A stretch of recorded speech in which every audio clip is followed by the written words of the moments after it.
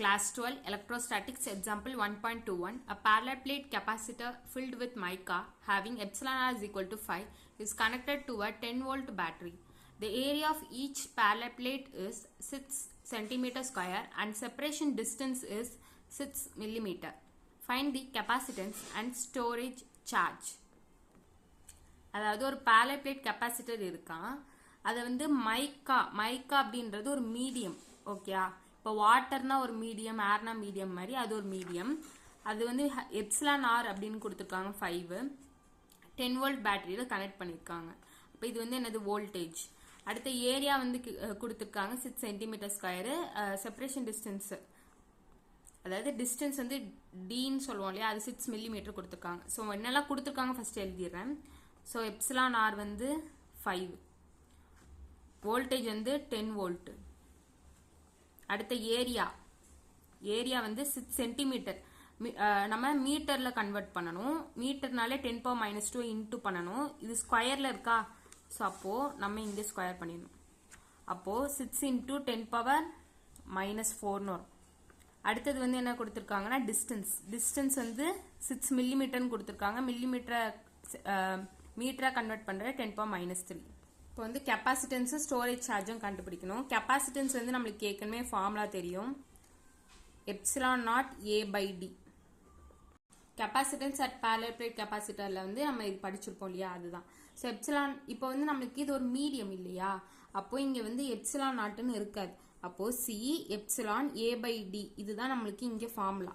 நம்மளுக்கு தெரியும் epsilon r is equal to epsilon divided by epsilon naught அப்படின்றது தெரியும். அப்போ எப்சிலான்றது எப்படி எழுதலாம், epsilon naught into epsilon r எப்படினாலும் எழுதலாம் இல்லையா. அப்போ இங்கே வந்து எப்சிலானுக்கு பதிலாக நான் சப்ஸ்டியூட் பண்ணுறேன்.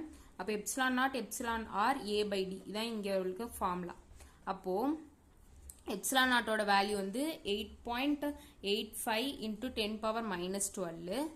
எப்சிலான் ஆரோட வேல்யூ கொடுத்துருக்காங்க கிவன்லே. ஸோ அப்போ 5 இன்டூ ஏரியாவும் கொடுத்துருக்காங்க கிவன், டிவைடட் பை டிஸ்டன்ஸ் வந்து 6 இன்டூ 10⁻⁻3. ஸோ 6 கேன்சல் ஆயிரும். இதை இன்டூ பண்ணோன்னா நம்மளுக்கு 44.25 இன்டூ 10⁻⁻3 மேலே போச்சுன்னா +3 ஆயிருமா. அப்போ 10⁻⁻4 +3நாலே நம்மளுக்கு 10⁻⁻1 வரும். அப்போது -13 வருமா, -12ஓட இது சேர்ந்துச்சுன்னா -13 வரும். இது வந்து நம்மளுக்கு கெப்பாசிட்டன்ஸ் வந்து என்னது எப்போவுமே யூனிட் வந்து ஃபாரடே. ஓகே, ஸோ இப்போ வந்து 10⁻⁻2 போட்டுட்டு நான் பிக்கோ ஃபாரட்ல எழுதுறேன். அப்போது C இஸ் ஈக்குவல் டு 4 அந்த பாயிண்ட் முன்னாடி வந்துட்டு 4.425 இன்டூ 10⁻⁻12 மாற்றி பிக்கோ ஃபாரட்னு எழுதலாம். அப்போது 4.425. ஸோ இது வந்து நம்ம வந்து பிக்கோன்னு எழுதலாம் இல்லையா, அதனால பிக்கோ ஃபாரட். அடுத்து இதுக்கே ஸ்டோரேஜ் சார்ஜ் கண்டுபிடிக்கணும். நம்மளுக்கு தெரியும் C இஸ் ஈக்குவல் டு Q/Vன்னு. ஸோ அதில் வந்து நம்மளுக்கு Q தான் தேவை, அப்போது CVன்னு எழுதலாம். ஸோ C வந்து கண்டுபிடிச்சிருக்கோம் 4.425 பிக்கோ ஃபாரட் இன்டூ வோல்ட் வந்து அவங்களே கொடுத்துருக்காங்க கிவனில் 10 வோல்ட், அதாவது இங்கே இருக்கும் 10 வோல்ட். ஸோ அப்போ இங்கே 10 எழுதிக்கலாம். ஸோ அப்போ நம்மளுக்கு என்ன ஆன்சர் வரும்னா 44.25 பிக்கோ எழுதிட்டு இங்கே வந்து என்ன எழுதணும் அப்படின்னா Q. அப்போது இது சார்ஜ் யூனிட் என்னது கூலும். ஸோ இதுதான் நம்மளோட ஸ்டோரேஜ் சார்ஜ்.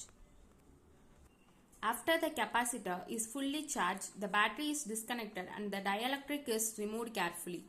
அதாவது இப்போ என்ன சொல்லிட்டாங்க அப்படின்னா, அந்த கெப்பாசிட்டரை சார்ஜ் பண்ண அப்புறம் அதை வந்து நல்லா சார்ஜ் ஆன அப்புறம் நம்ம டிஸ்கனெக்ட் பண்ணுறோமா பேட்டரியை.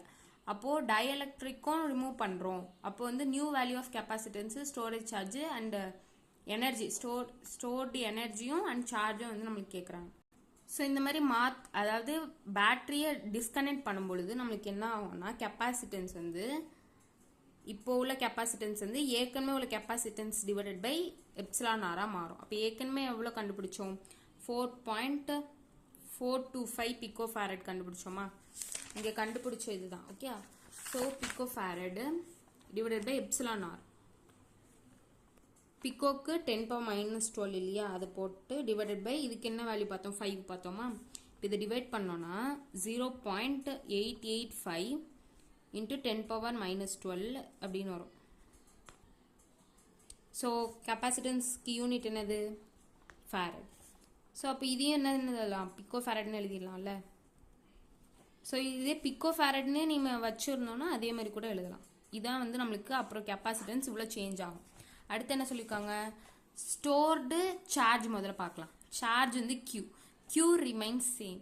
ஏன்னா நம்ம பேட்டரி அது ஃபுல்லாக சார்ஜ் ஆயிடுச்சுன்னா அதை டிஸ்கனெக்ட் பண்ணும்போது அதே சார்ஜாக இருக்கும்.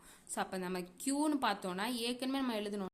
ஏற்கனவே சார்ஜ் கண்டுபிடிச்சோம் இல்லையா, இதே வேல்யூ தான். ஸோ இதில் கவனமாக இருக்கணும், சார்ஜ் மாறாது, நோ சேஞ்சுன்னு நான் வச்சுக்கணும். அப்போ ஸ்டோர்டு எனர்ஜி, அப்போது எவ்வளோ எனர்ஜி இருக்கும் அப்படின்னு பார்த்தோன்னா இப்போ உள்ள எனர்ஜி எப்படி இருக்கும்னா ε0 டைம்ஸ் இருக்குமா U.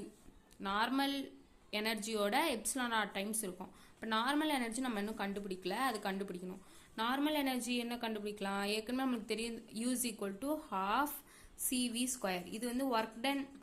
இது வந்து எதில் பார்த்துருப்போம்னா energy stored in the capacitor அப்படின்றதுல. ஸோ அப்போ இந்த ஃபார்முலாவில் நம்ம சப்ஸ்டியூட் பண்ணணும். கடைசியாக இது எப்படி டிரைவ் பண்ணுறதுன்னு நான் சொல்கிறேன். ஸோ நம்ம இதான் கண்டுபிடிக்கணும். அதில் U வந்து ஏற்கனவே கண்டுபிடிக்கல, அதை நான் கண்டுபிடிக்கிறேன்.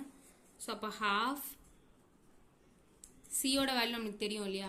ஸோ ஏற்கனவே கண்டுபிடிச்ச சியோட வேல்யூவை நம்ம சப்ஸ்டியூட் பண்ணிக்கலாம். ஸோ அப்போ 44.25.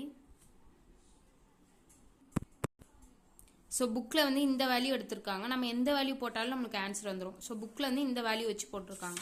நம்ம எந்த வேல்யூ வச்சாலும் நமக்கு ஆன்சர் வந்துடும். 44.25 இன்ட்டு 10⁻⁻13 வோல்டேஜ் வந்து நம்மளுக்கே தெரியும், கிவனில் 10 வோல்ட். ஸோ அப்போது 10² வரும். இங்கே ஏன்னா V² இருக்கிறதுனால. ஸோ அப்போது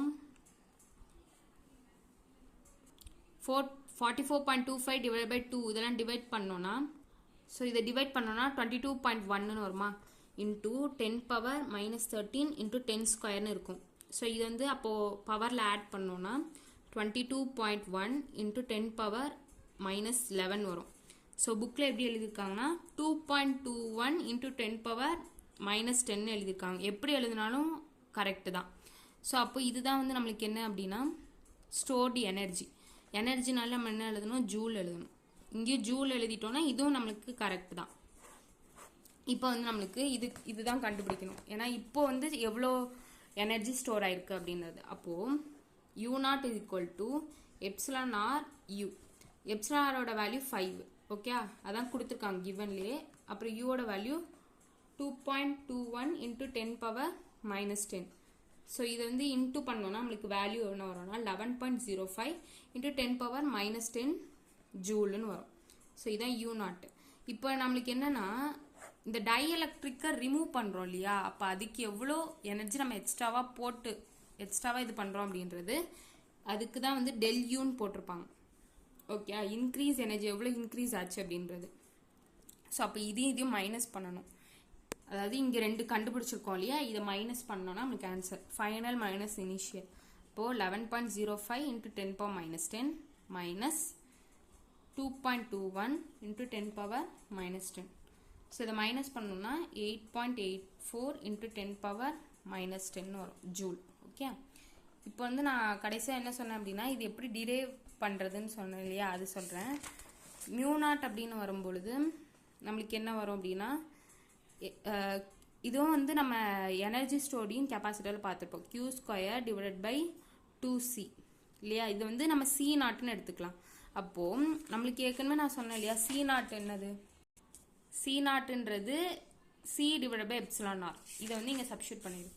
அப்போ C0 = C divided by εr. இதை சப்ஸ்டியூட் பண்ணோன்னா Q² divided by 2 into C divided by εr. இப்போ εr மேலே போயிருமா, அப்போ Q² divided by 2C into εr மாறிடும். இது ஏற்கனவே உள்ள நார்மலான யூவோட ஃபார்முலா. இந்த ஃபார்முலாவுக்கும் நம்ம சொல்லுவோம், இந்த ஃபார்முலாவும் இருக்குது.